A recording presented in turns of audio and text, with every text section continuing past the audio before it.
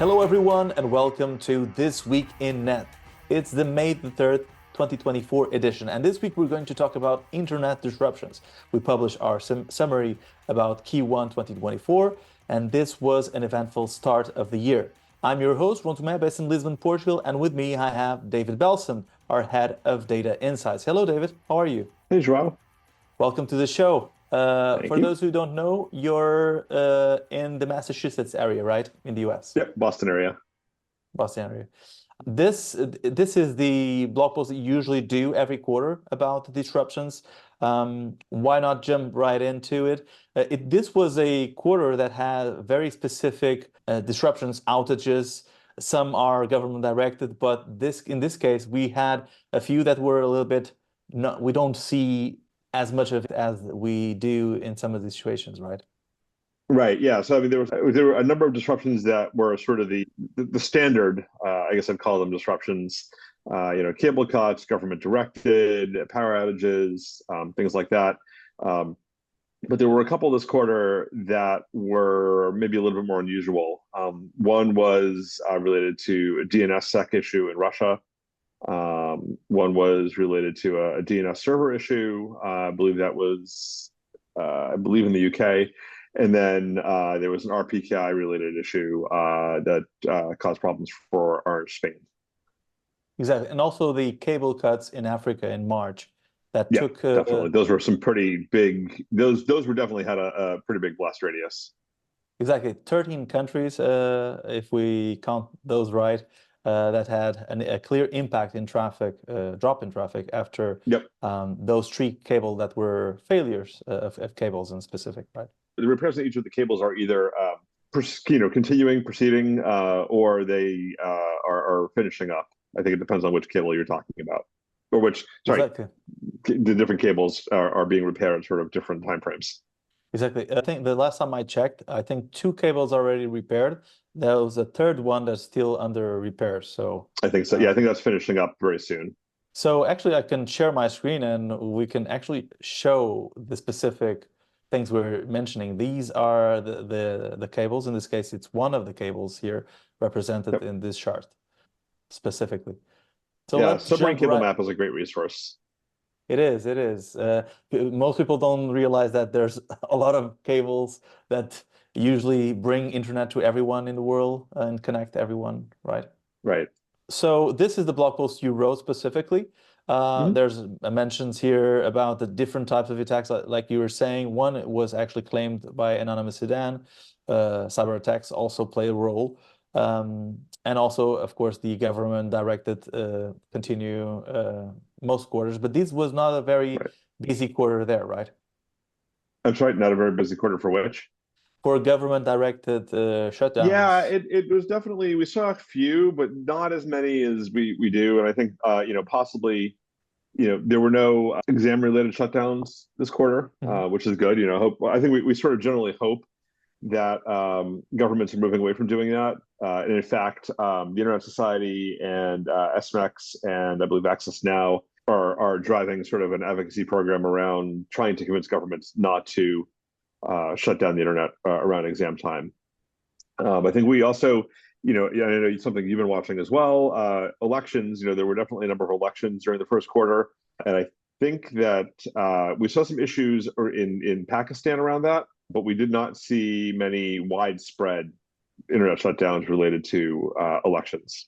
Exactly. Pakistan is referenced here, that there was a situation in this case. And also there's Senegal here represented in this case, not election related, I think, but it was also government directed. This is the government directed area. And Comoros. Comoros was following protests against the re-election in this case. So yeah, it was still sort of re-election related. Yeah. Yeah.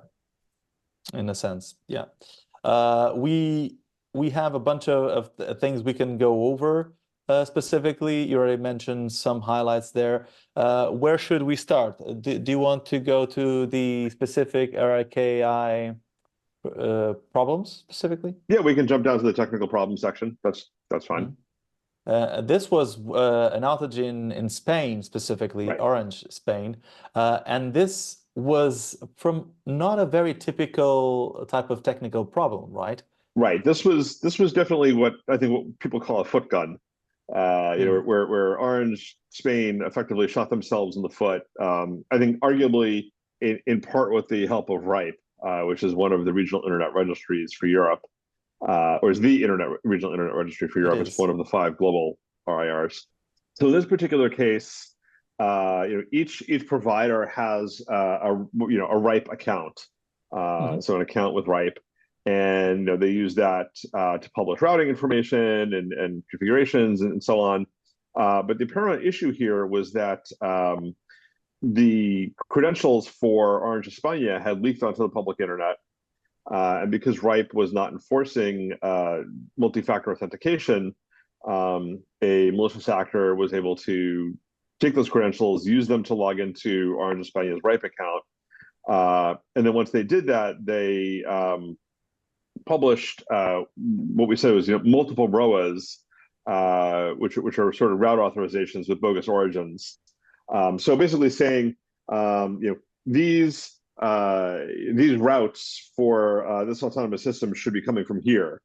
And Mm. because that didn't match what Orange España said what should be the case, many providers, many carriers on the internet basically said, hey, these are invalid. The RPKI checking on this is invalid. So we're going to declare those routes to be invalid and drop them and basically drop the traffic associated with them. So that caused issues sort of around the internet for Orange España.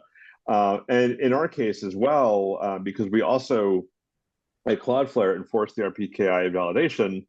Sorry, we enforced the validation. We rejected the invalid routes, which meant that then their users couldn't get to us, which then manifested itself ultimately as a drop in traffic from that autonomous system, Exactly. as seen by Cloudflare. Was a big drop specifically there. Yep. And what reminds us is that even internet experts, if you want to call it like that, in terms of this regional internet registry for Europe, that two-factor authentication makes a difference, even in those Yes. situations. Yep. Absolutely. And I saw that RIPE announced earlier this month, actually in April the 1st, actually, a two-factor authentication is now mandatory for all Yes. access counts. So they changed something. This Yeah, was a I mean, lesson learned. unfortunately, it took that to change to force them to adopt a best practice. Exactly. So always something new in terms of disruptions, teaching us Right. something specifically.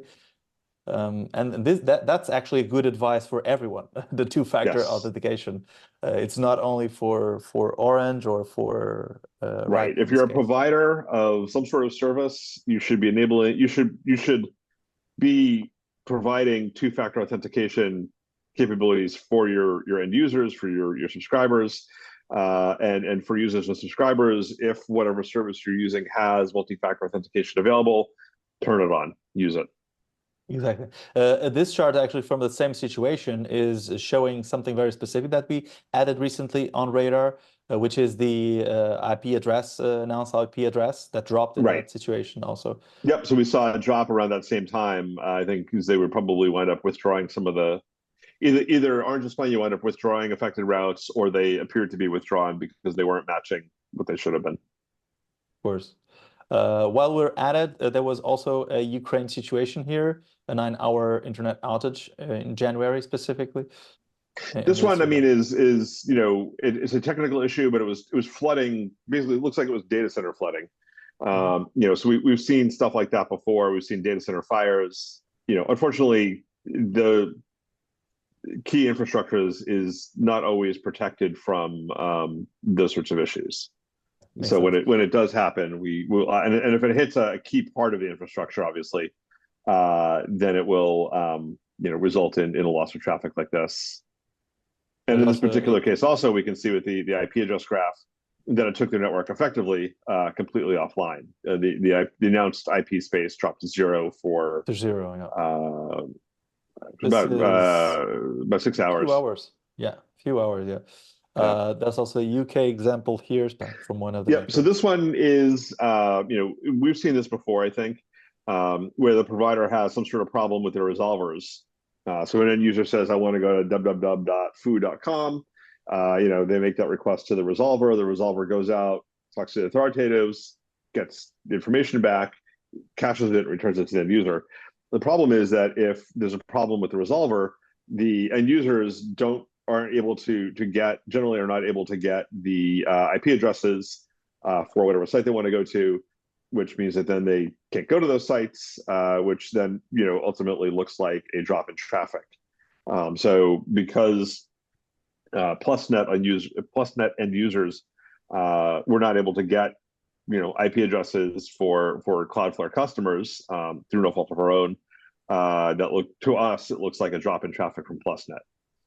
And one of the things when you looked at the conversations that were occurring when this problem was going on, some users said, "Hey, if you switch to a third-party resolver like Cloudflare's Quad One, then there's no issue." That's interesting, actually. How common are these ones? Usually, a lot of people say, "Hey, if there's a disruption, maybe it's BGP. In this case, maybe it's DNS." How DNS, yeah. common I mean, that's the joke. Is it's not DNS. There's no way it's DNS. It was DNS. was DNS? Yeah. So these are. I don't think they're super frequent.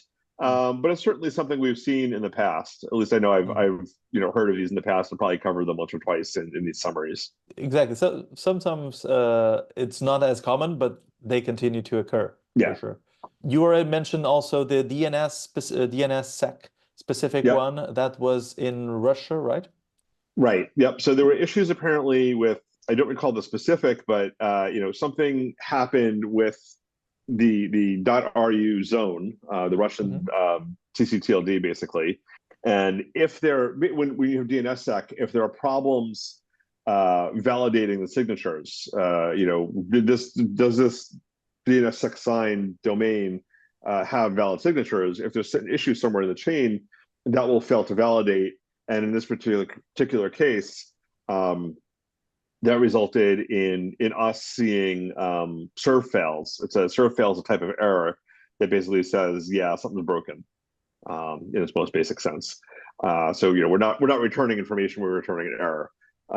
So once that problem cleared up, it was things returned to normal. The interesting thing is there are some tools used with DNSSEC where you can go and sort of explore the various bits and pieces, looking at the signatures and looking at the timestamps and whatnot. So a lot of times when these sorts of things happen, you can go and look and say, oh, it looks like it failed here, and it looks like they tried to do a key rollover, and because here's the old key, here's the new key, and the timestamp is around the time that the error started, so you can see where and when the problem occurred, and generally what caused it. Makes sense. Also a specific one in this case. While we'll add it, the AT&T in the US also had some problems, right?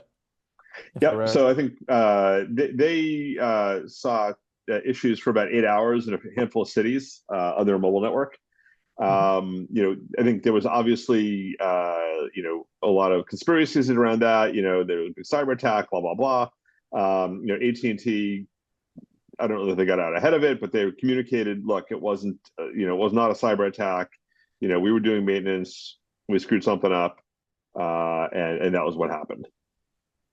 Exactly. That also reminds us of, we live in a time where cyber attacks are mentioned, in this case, even when that's not the case. So people are already expecting cyber attacks to impact even networks, right? Yeah, I think it's a part of it is sort of absent, any communication, you assume the worst, A. B, I think a lot of times the cyber attack claims are made, absent any actual information and frankly, absent any actual knowledge of the underlying technology. Actually, cyber attack was what happened specifically in Israel. also, and is Yeah, represented so here, it right? definitely can. I mean, it definitely can take down providers. Hmm. In some cases, it's the bringing it up. In some cases, the attacker will target an attack against the provider's infrastructure.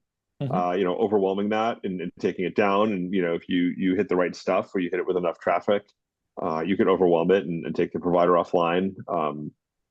Until they can get some filters or blocks in place to drop the um, offending traffic. Exactly. This is the Israel example we were mentioning, HotNet in specific. Apparently, it was Yep. a anonymous Sudan cyber attack. Not very, in terms of impact, not the very long impact, 2 hours, around 2 hours. Yeah, about two Uh, hours traffic dipped. yeah. So also a specific example here. Um, we started this conversation talking about cable cuts in Africa in this case.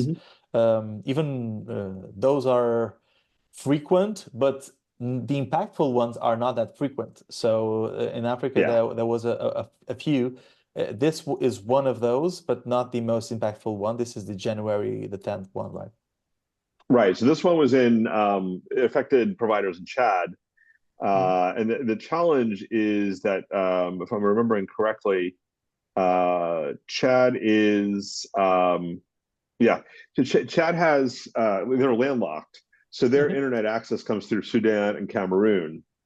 And I think the Sudan cable, as we talked about last quarter, already had some issues.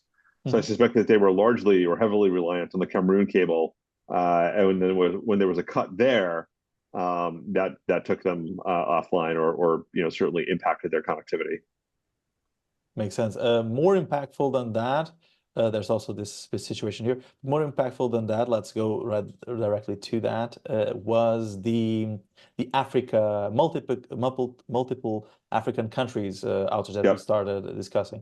These are the mentioned impacted countries. A lot of them, most of those are in West Africa.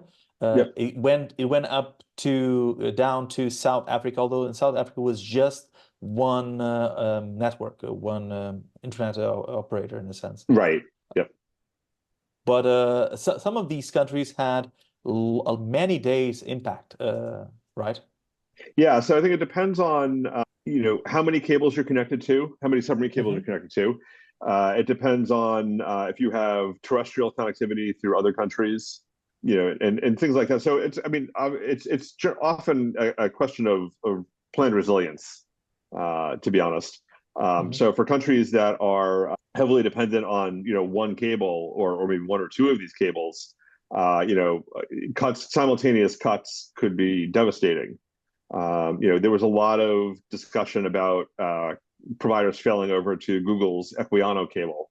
Hmm. So if you had access to the Equiano cable, then you could fail most of your traffic over to that or some large portion of it, and have a much shorter disruption or a much less pronounced disruption. And if you have terrestrial backups, if you're like we were talking about earlier with Chad, if you have terrestrial cables that are going to other countries, other network providers that are also ultimately not going back through these cables, then you have some resilience too. If you're able to send your traffic eastbound and have it go, transit through maybe cables that are going out through, Madagascar or something, that would help as well. It would impact latency, obviously, but it would keep your connectivity generally available. Exactly. These are the impacted cables specifically that we wrote in another blog post. Mm-hmm. And as we mentioned in the beginning, apparently the reparations are almost over. Ghana specifically, it's one of the countries where impact was seen first in a much deeper way, in a sense, initially. Mm-hmm. But there's for several days that was still impacted. You could see quite clearly the difference from before March the 14th up to late April. So it's quite interesting to see there. Some operators were still impacted, apparently.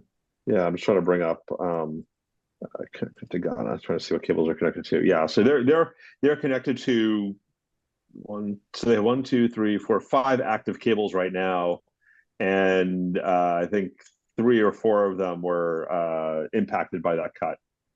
Hmm. So yeah, so that's, I think that would be certainly a reason that Ghana is took much longer to recover, because I think their situation was sort of the worst of all possible cases.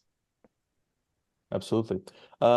Any other thing that we didn't mention specifically on the outages you think you should? There's a Ukraine situation Um, here, also on February the 22nd, because of Russian airstrikes on critical infrastructure. right. So there's Is there more? Russia, sorry, Ukraine and Sudan. We're seeing the impact of military actions. Unfortunately, Mhm. we've seen the kinetic. It is part of it is with bombings taking out infrastructure. That's not necessarily a sort of cyber.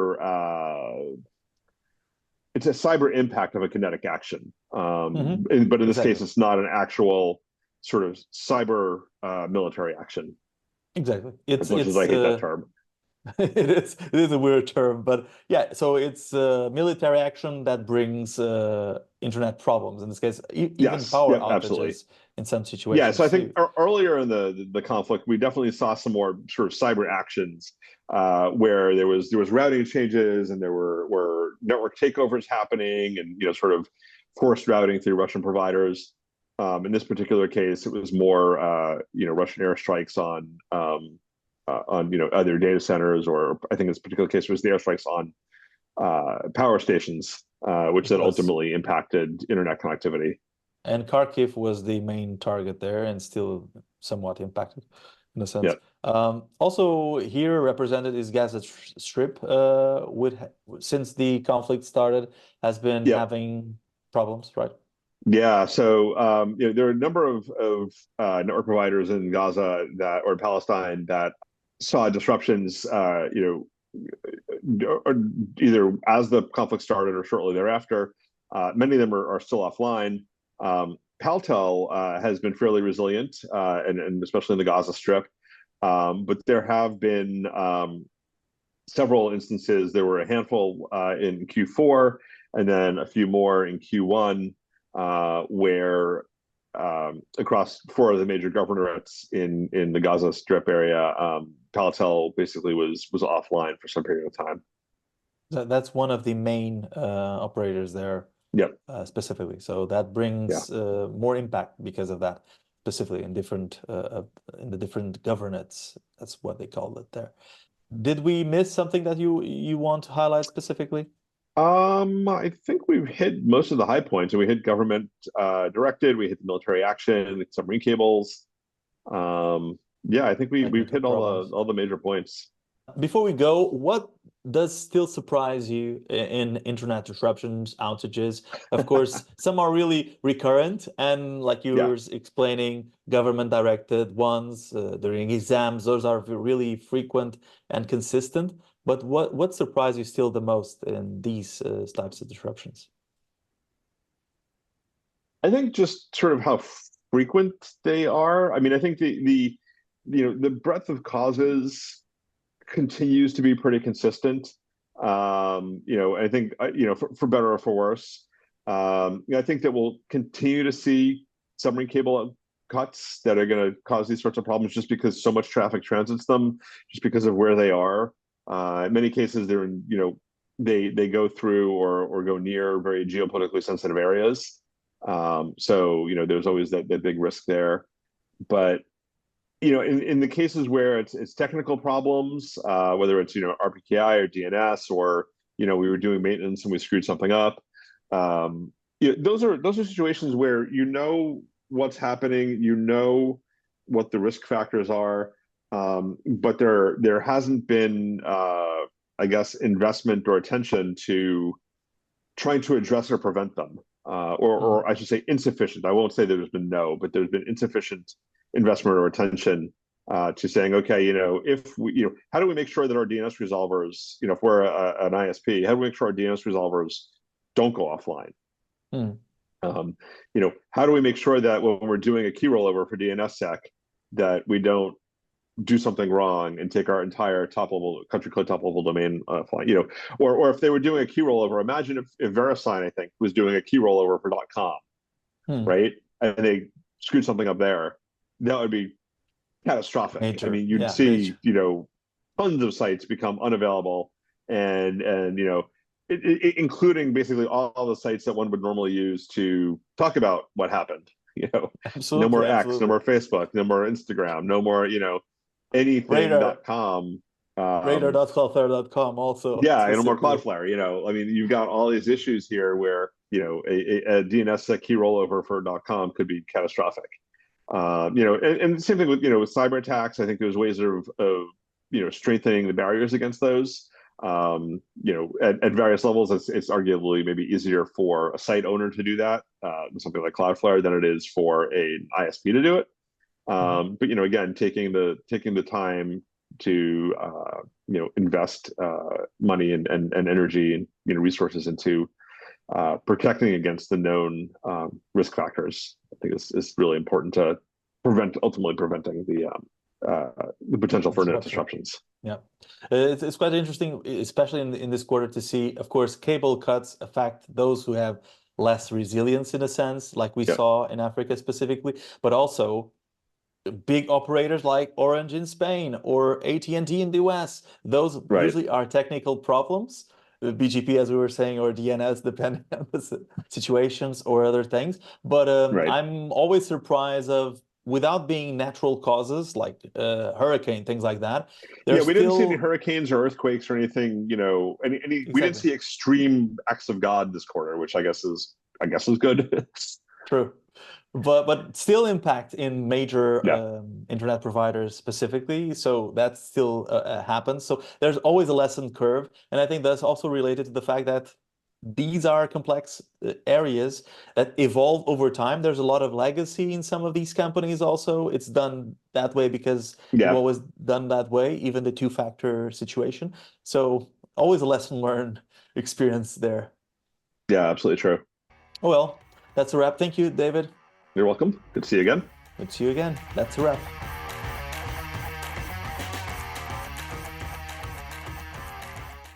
Hello, I'm Ranee Bray, Chief of Staff for the Security Organization.